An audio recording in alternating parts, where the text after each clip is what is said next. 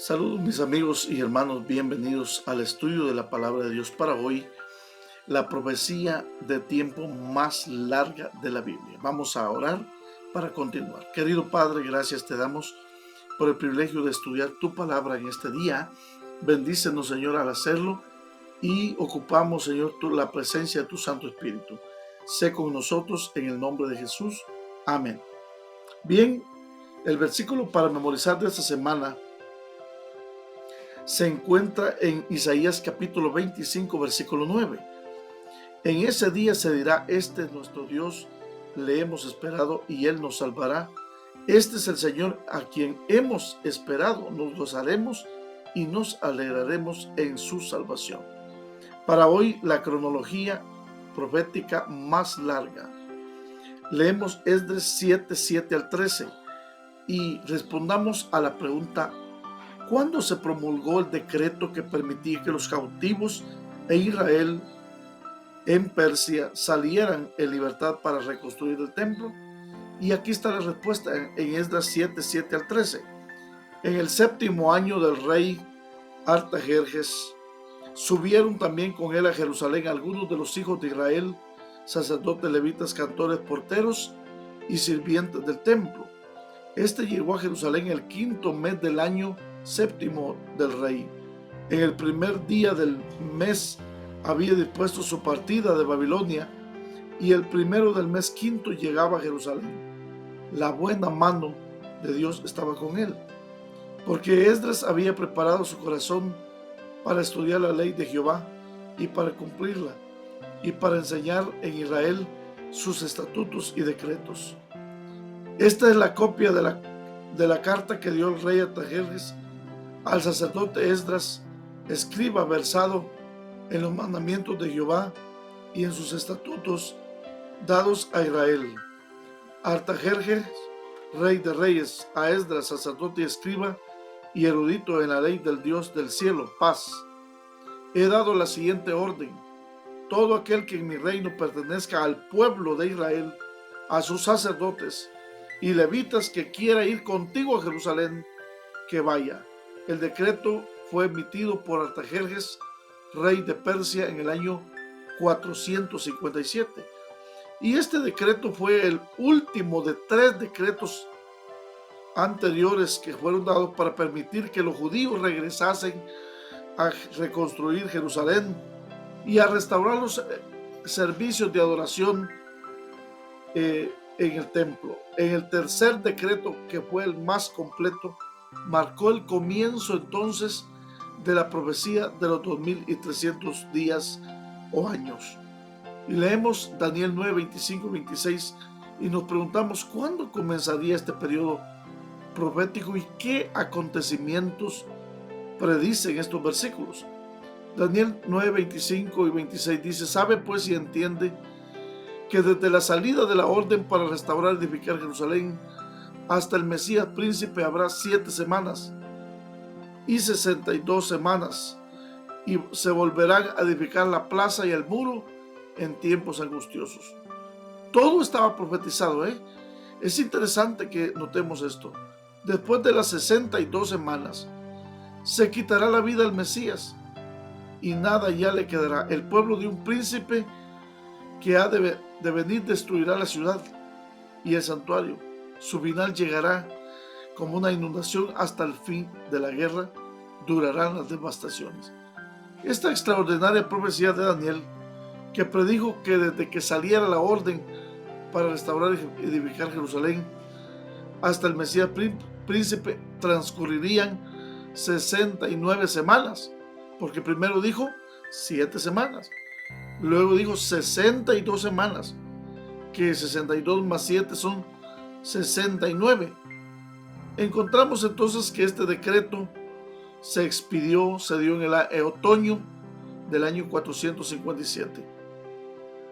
483 años que se alargan hasta, o se extienden hasta el otoño del año 27.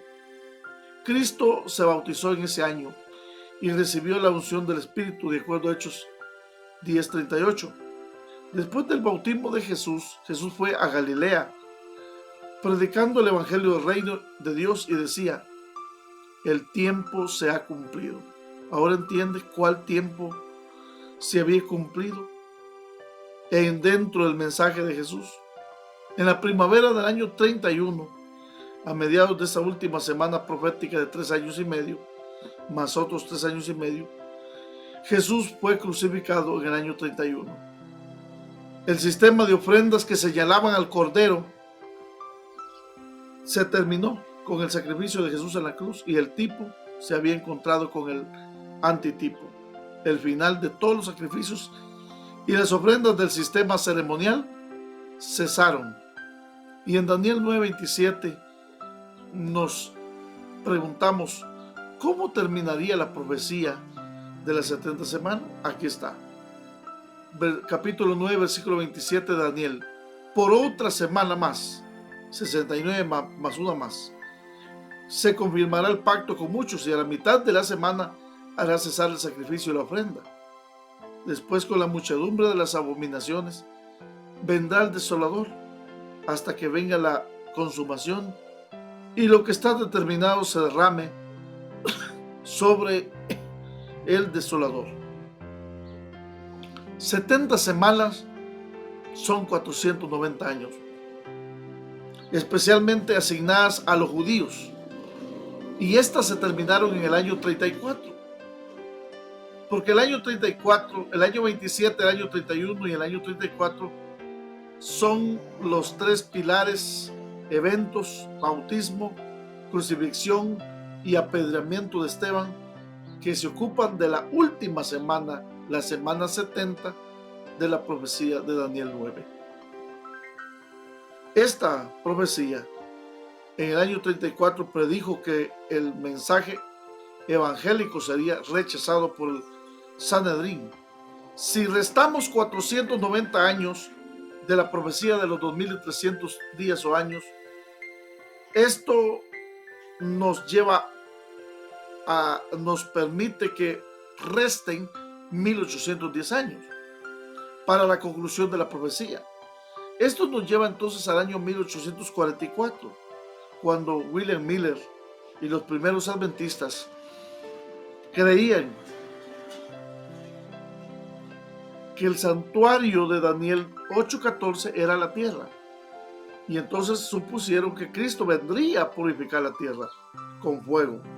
Entonces, ahora, mis hermanos, veamos un gráfico importante que nos enseña cómo están estos eventos. En primer lugar, las 70 semanas comienzan en el año 457 con la orden de Artajerjes. En el año 408, es decir, 7 semanas, o sea, 49 años después, Jerusalén fue reconstruida y el templo. El año 27, como lo dice Daniel, Jesús fue ungido con el bautismo. En el año 31, Jesús fue crucificado. Y el año 34, que se acabaron las 70 semanas de gracia, las que estaban cortadas para los judíos, allí Esteban fue apedreado. Y el año 34 en adelante comenzó el mensaje, el evangelio a los gentiles. Y entonces, en el año 1844, cuando termina la profecía de tiempo más larga de la Biblia, comienza el juicio investigador. Y esto es lo que nosotros tenemos que tomar en cuenta. Necesitamos entender esto de la profecía. El séptimo año en que el rey Artajerjes, rey de Persia, emitió la orden para que Esdras fuera a Jerusalén y tuviese suficiente autonomía política como para terminar la restauración del templo y de la ciudad.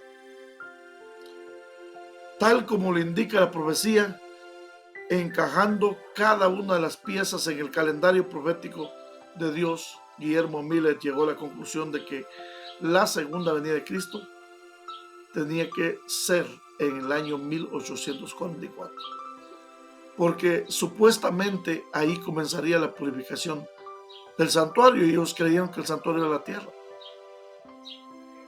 usando un mal método de interpretación bíblica, el deductivo contra el inductivo.